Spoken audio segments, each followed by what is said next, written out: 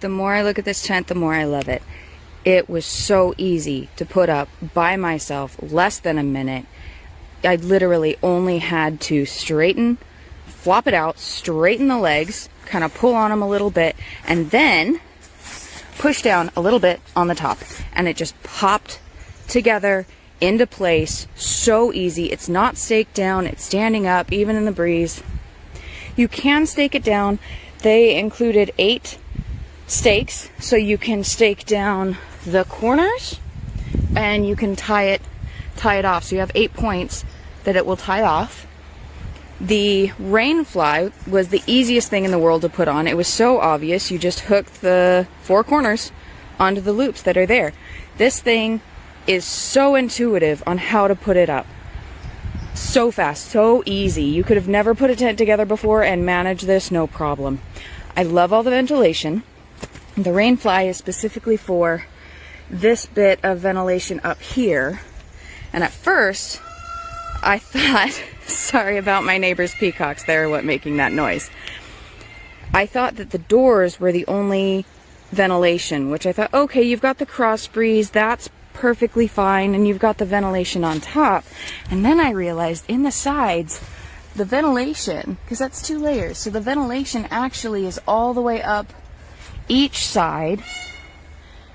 So you have lots of ventilation. It's just not obvious immediately because the Rainfl on the side covers it so well. That is one other thing I really like about this Rainfl. It came completely attached already. This could be unhooked, but it came all attached. I didn't have to do any of this. It was just automatic, perfect. Now the doors, I'm used to the tent doors being attached on the side or the top, so once you unzip them, you have to attach them, roll them up, and hang on to them. These are on the floor. Will that create a trip hazard? Will it be harder for kids? I don't know. I don't think so. I rolled that one up and it just rolls up nice and neat, and it's no taller than the lip of the tent is anyway. So I actually really like that feature because then you're not fighting with something to get through. You don't have to tie it up first before it's in the way.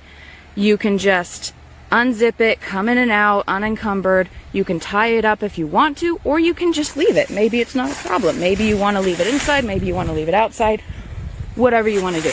Of course, the doors have layers. They have the vent for the whole, practically the whole door, or the solid for the privacy. And it's just, it's wonderful. It's so easy. I am a little concerned about how thin the bottom is. I mean, I'm going to be extra careful with what I put this down on. I don't usually do a tarp or anything underneath a tent, but this one I might, just because I don't want it to be punctured. It's probably fine. I'm probably just being paranoid. I like the tent so much that I don't want anything bad to happen to it. One other thing I have to point out, the zipper pulls are these neon. You're always going to know where your zippers are. You're never going to be like, oh, which side is it, and looking at the wrong place. I love this. This is on the case, the bag that the tent comes in as well. This was so small, packed down. You'll see it in the pictures. I was worried. I was worried, how can this be a tent big enough for the 3 people it's intended for? But yeah, sure enough it is. I'm not that tall. I'm 5'4", and I can sleep without my head or feet touching the short length of the tent, but somebody taller than me is going to have to sleep the longer direction by the doors lengthwise. But all in all, so far, extremely happy.